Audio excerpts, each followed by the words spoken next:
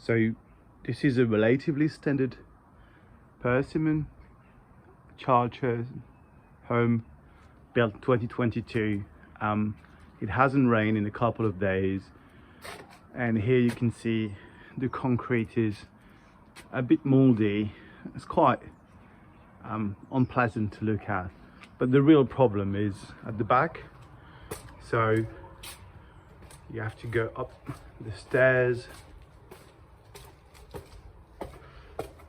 quite steep, and then you can see the back of the garden is a swamp. This has been going on for 1.5 years. Persimmon just refuse to do anything about it. They claim they've done enough, but you know, we clearly have some sort of iron leakage. Water is there, it's stagnant, right? It's a pool of water in the garden, really going up almost up to the house.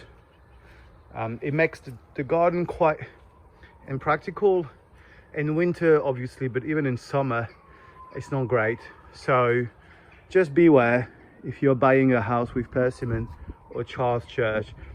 Make sure that they've done the drainage properly, because they will not do anything to help you afterwards.